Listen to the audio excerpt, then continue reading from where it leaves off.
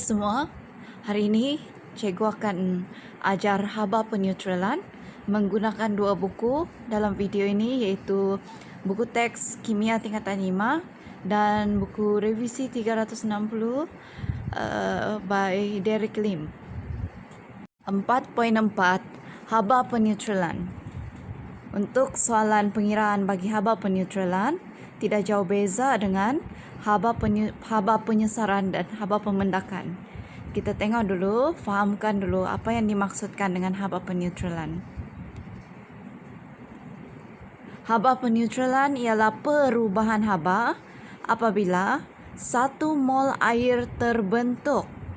Okey, cikgu ulang, 1 mol air terbentuk daripada tindak balas peneutralan antara asid dengan alkali. Perhatikan tindak balas peneutralan antara asid nitrik dengan larutan kalium hidroksida. Okey, kita nampak di sana apabila 1 mol asid nitrik bertindak balas dengan 1 mol kalium hidroksida, dia akan menghasilkan kalium nitrat, iaitu dalam bentuk larutan aqueous, dan air. Okey, semua tindak balas peneutralan akan adalah di antara asid dengan alkali dan menghasilkan garam dan air. Tindak balas peneutralan membebaskan haba, iaitu tindak balas eksotermik. Dalam bab ini kita menentukan haba peneutralan, tindak balas antara asid kuat dengan alkali kuat, asid lemah dengan alkali kuat, asid kuat dengan alkali lemah, dan asid lemah dan alkali lemah. Tindak balas pertama adalah di antara asid kuat dengan alkali kuat. Kita menggunakan asid hidroklorik dan alkali natrium hidroksida. Garam yang terhasil adalah natrium klorida dan kita akan dapat air serta tenaga haba dibebaskan. Radas yang digunakan adalah cawan polistrina, termometer dan silinder penyukat.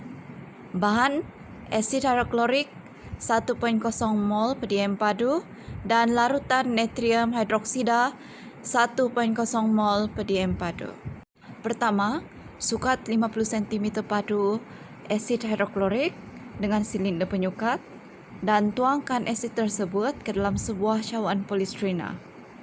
Kedua, ukur suhu awal asid hidroklorik dengan termometer selepas beberapa minit. Rekodkan suhu awal asid hidroklorik. Ketiga, sukat 50 cm padu larutan natrium hidroksida dengan silinder penyukat dan tuangkan alkali itu ke dalam sebuah cawan polistrina. Keempat, rekodkan suhu awal larutan natrium hidroksida dengan menggunakan termometer. Kelima, dengan cepat dan cermat, tuangkan asid hidroklorik ke dalam cawan polistrina yang berisi larutan natrium hidroksida. Keenam, kacau larutan itu, campuran itu dengan termometer dan rekodkan suhu tertinggi yang dicapai.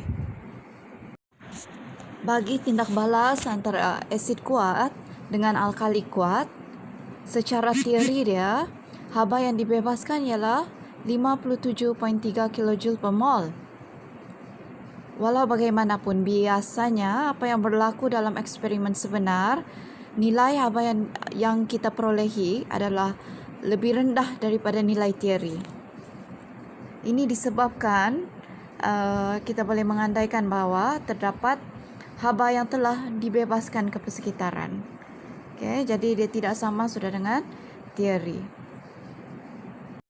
Jadi kita telah pelajari bahawa tindak balas antara asid kuat dengan alkali kuat akan membebaskan 57.3 kJ haba.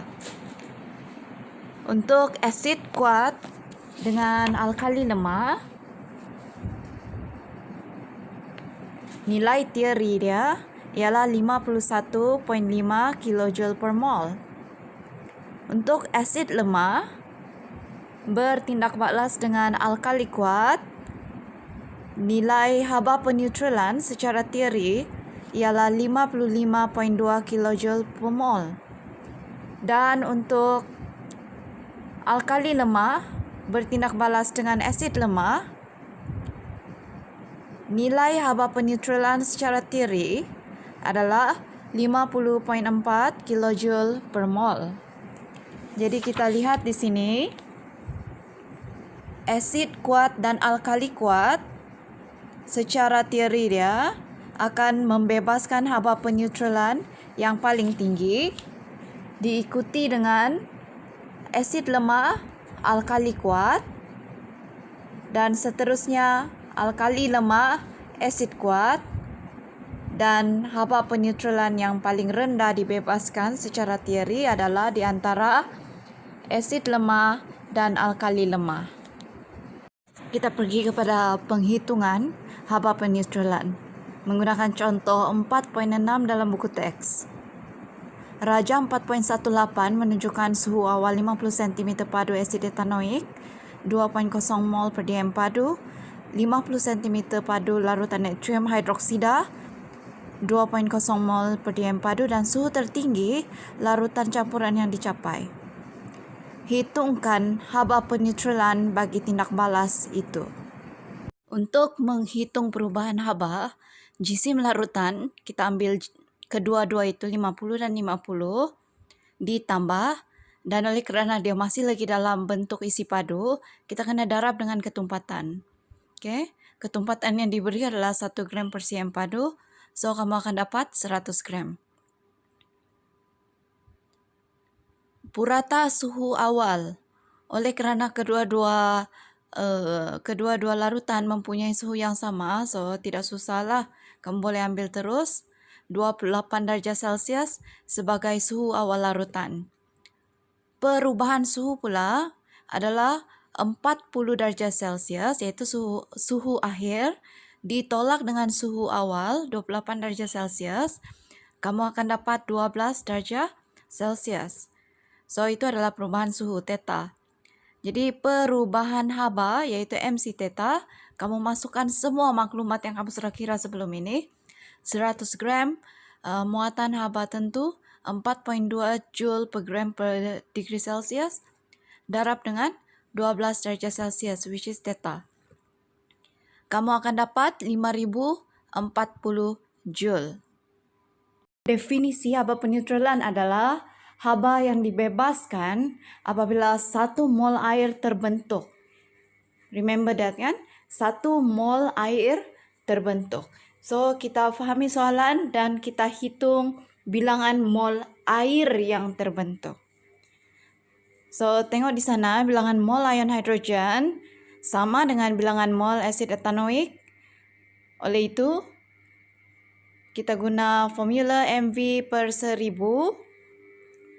dan kita dapat untuk ion hidrogen 0.1 mol. Bilangan mol ion hidroksida pula kita ambil daripada bilangan mol larutan natrium hidroksida. Kita guna balik formula MV per 1000, kita dapat 0.1 mol ion hidroksida. Berdasarkan persamaan yang kita buat, 0.1 mol ion hidrogen bertindak balas dengan 0.1 mol ion hidroksida membentuk 0.1 mol air. Untuk menghitung haba peneutralan 0.1 mol ion hidrogen oleh 0.1 mol ion hidroksida membebaskan 5040 joule haba. Itu yang kamu sudah kira tadi kan, perubahan haba. Maka peneutralan 1 mol ion hidrogen oleh 1 mol ion hidroksida akan membebaskan, kamu guna formula perubahan haba bahagi dengan bilangan mol. So 5040 joule bahagi dengan 0.1 mol, kamu akan dapat 50.400 joule ataupun 50.4 kilojoule haba.